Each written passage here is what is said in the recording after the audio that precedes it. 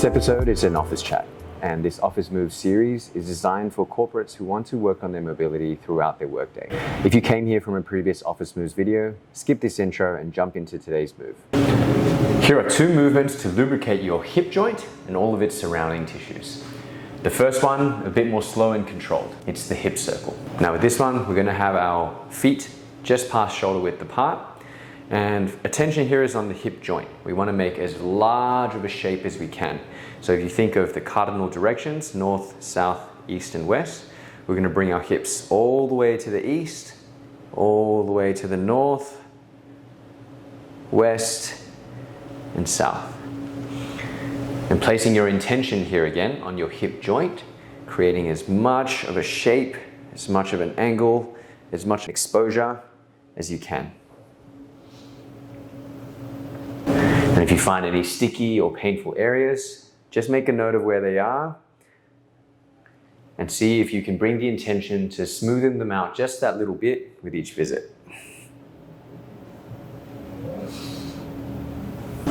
Now, you might even want to experiment with changing the direction of your feet. So if you curve it inwards or point them outwards, it will change the shape that your thigh bone presents to your hip, and that can give you a different shape as you do your hip circles.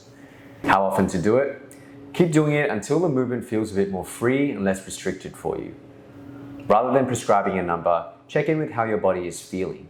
And some days it might call for this movement more or another one. Rather than a list of chores, base your frequency on how you are perceiving your body to feel. This is how you develop your own practice. The second move is the leg whip, a little faster and a little more dynamic.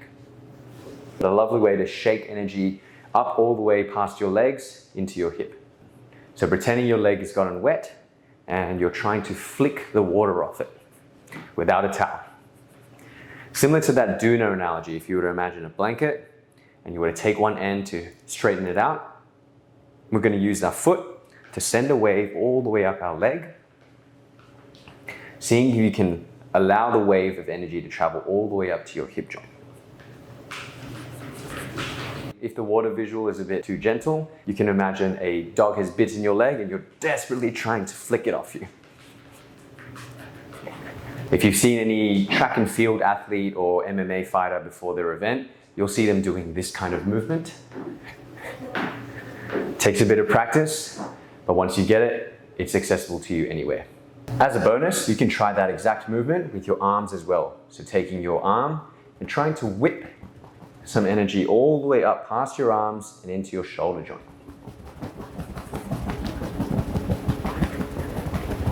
Feeling a little neck release myself. Got myself a little crack there. I hope this series shows you that it may not be as complex as you think to maintain joint health.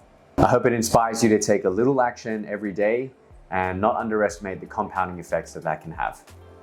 Remember, movement is your body's language, and if you don't use it, you will lose it. If you found this helpful, make sure you hit the like and subscribe button so you don't miss the next video. The rest of these series will give you movements for each part of your body. Rather than trying to have an exhaustive list that you feel you need to complete every day, as you practice these more, you'll start to find ones that your body resonates with a bit more. Some days the neck might want more attention, others the wrist or the legs might. Make sure you save any videos that you like, and you can build yourself a little arsenal that you can pull from as and when you need. Speak soon.